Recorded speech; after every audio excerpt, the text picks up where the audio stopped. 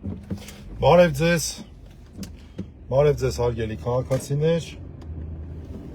բարև ձեզ սիրելի ընկերներ, որոշեցի ավտոլայվի ռեժիմով ձեզ հետ շփվել, քանի դեռ ճանապարհին եմ, այս պահին շարժվում եմ դեպի Երևան քաղաքի քրեական դատարանի կենտրոն նստավայր, դա Սուրբ Գրիգոր Լուսավորիչ մայր եկեղեցու, մայր տաճարի ստորոտին գտնվող եկեղեցին է, որտեղ այս պահին քննվում է խղճի բանտարկյալ, քաղաքական բանտարկյալ, այն իմաստով, որ ճիշտ է պետք հասկանալ, մեր 4 գերված սրբազաններից մեկի երաշտորտեր, մկրտիչ, եպիսկոպոս Պրոշյանի կալանքը երկարացնելու միջնորդություն։ Այս պահին միջնորդությունը քննվում է, որոշ քաղաքացիներ են հավաքված, անգամ չգիտեմ հրապարակային եղել է դրա մասին թե ոչ, բայց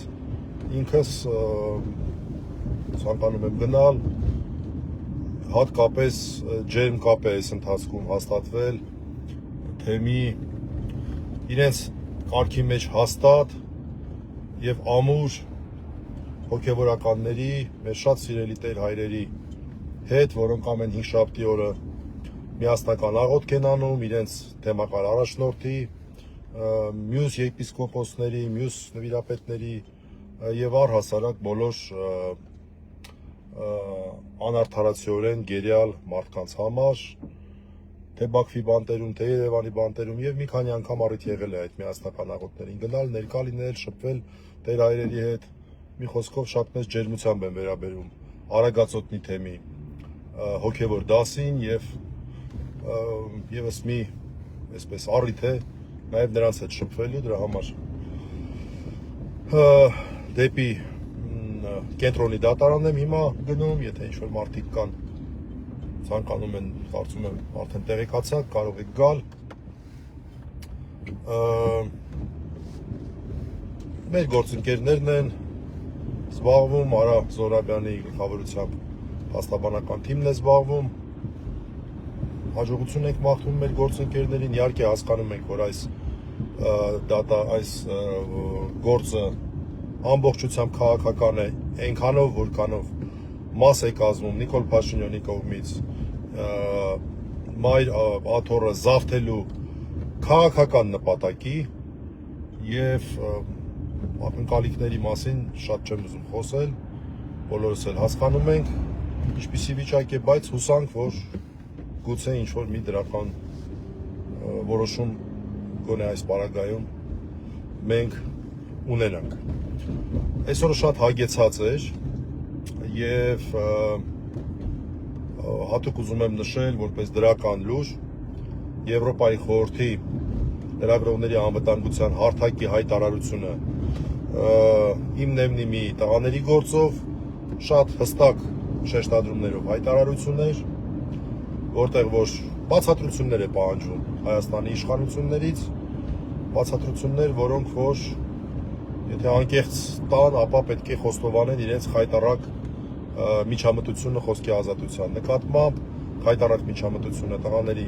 ազատության իրավունքի նկատմամբ, չգիտեմ,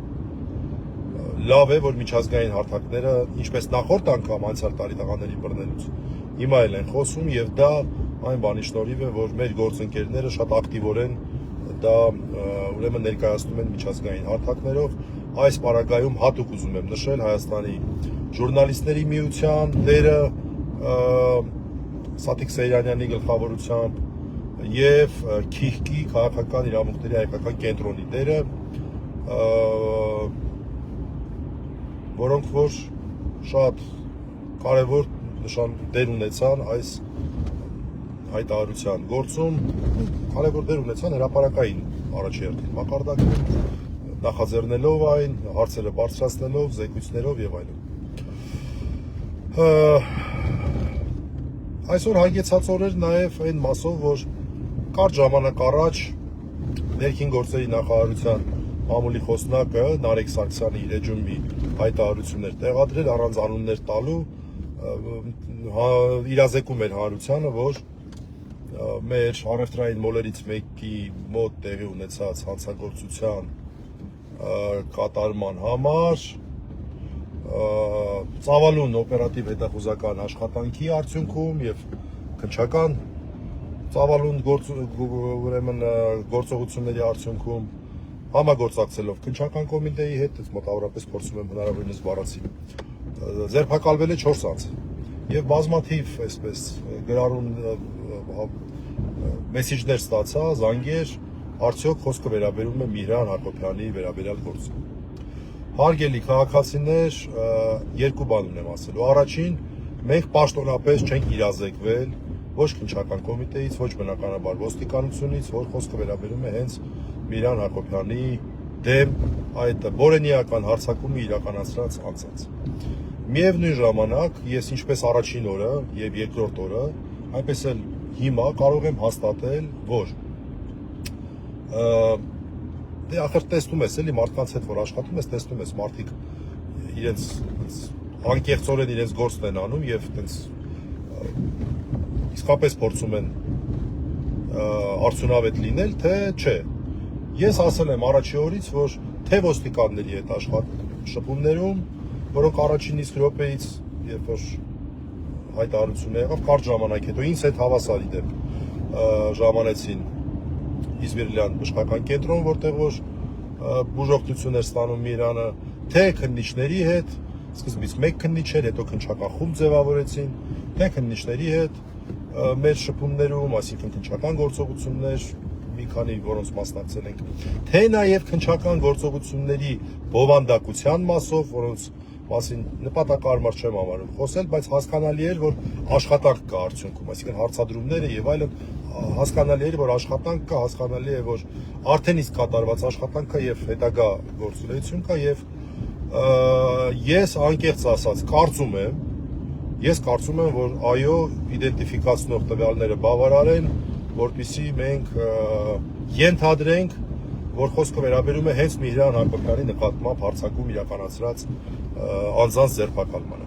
4 անձի մասին էր խոսքը, մենք նշում ենք, որ մինիմում 3-ի մասին է խոսքը,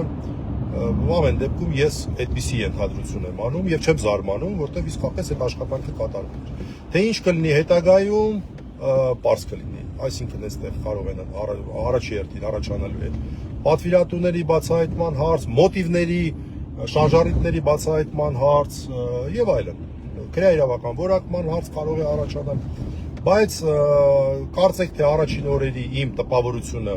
ուրախ եմ, որ ճիշտ էր, որ մարդիկ իսկապես աշխատում էին, իսկ զգացում էր, որ ինչ-որ բան չկա, էլի, որ ինչ-որ մեկը իրանց ասի, այսենց նայեք, բայց նես մի նայեք, դա չկար։ Երևում էր, որ մարդիկ իսկաբու լավ է, էլի, ես օրինակ իմ աշխատանքի մասով ասեմ, ինչ եմ, ես շնորհակալ Աստծուց առաջի հերթին, չգիտեմ, շատ ուրախ եմ, որ ես զբաղվում եմ մի գործով, որը որ համարում եմ արդյունավետ։ Հիմա կարող է ինչ-որ 10-ից 9 դեպքում չկարողանամ ինչ-որ, բայց 10-ից մի գործով հոմեկի մատից փուշ կարողանում ենք անել։ Ես 5 իրավապաշտպանների իմ գործընկերներ են, մարդիկ ովքեր որ փորձում ենք զբաղվել իրավական այս խայտարակ հետապնդումների ենթարկվող մարդկանց պաշտպանությամբ։ Մյուս գործընկերները, հենա մեր մյուս գործընկերների մասին ենք խոսում, քիհ մեր տղաները, ներողություն զանգ եկավ։ Եվ դուք ես լավ ես գում, եւ տեսնում ենք քննիչների մոտ, որ իրանք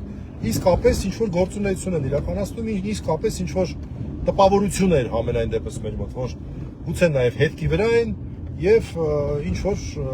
զարմանալի չի իմ համար, որ կարող է այս մարդկանց այդ սրիկաներին, ովքեր այդ խայտարակություն, այդ բորենիական հարձակումը կատարել են, ձերբակալել։ Նորից ասեմ, հաջորդ փուլում արդեն գալու է այն հարցը, թե ինչի է դա արվել եւ այլն։ Այս ընթացքում շատ շահարկումներ եմ ես լսում եւ ես իսկապես մեծ ակնկալիք ունեմ, որ այդ շահարկումներին, այս ամեն ինչը կնպաստի նաեւ այդ շահարկումների ավարտմանը, ինչ որ, չգիտեմ, գրառում, այդ գրառումը ջնջել, էլ ես իմ ինչ, էլ ես կողմ, էլ այն կողմ, անկեղծ ասած շատ լավ, սենց ասեմ, ես անգամ ինձ թույլ չեմ տվել, որ Միրանի հետ դրա մասին խոսեմ եւ Միրանն էլ դրա մասին չի խոսել քննչական գործողությունների այսպես մասով այդ իրավունք վերապահեմ դրա մասին խոսել։ Ինչ որ անլուրջ բաների մասին է խոսքը գնում եւ առհասարակ շատ տգեղ ու տհաճ բաների մասին է խոսքը գնում։ Ես կարծում եմ, որ մեզ ոչ մեկից հարիճ չի ինչ որ մարդկանց անձնական կյանքի մեջ մտնելը։ Այդքան բան։ Եվ ինձ եթե հարցնեք, ես առհասարակ լուրջ չեմ համարի այն ինչ որ դուք հասկացաք։ Առհասարակ լուրջ չեմ համարի։ Ես թույլ էլ չեմ տվել այդ մարդուն դրա մասին ինչ որ բան ասել, ոչ էլ ինքնա իրան թույլ տվել դրա մասին իմ հետ խոսել։ Մարդը քաղաքական քննադատությամբ զբաղվում եւ այդ քաղաքական քննադատությունից բացի ուրիշ պատճառ մեկ չեք տեսնում։ Եթե ճիշտ է իմ ենթադրությունը, որ իսկապես խոսքը վերաբերում է հենց այս մարդկանց, ովքեր որ հարձակումն են իրականացրել, Նարեկ Սարգսյանի ներքին գործերի նախարարության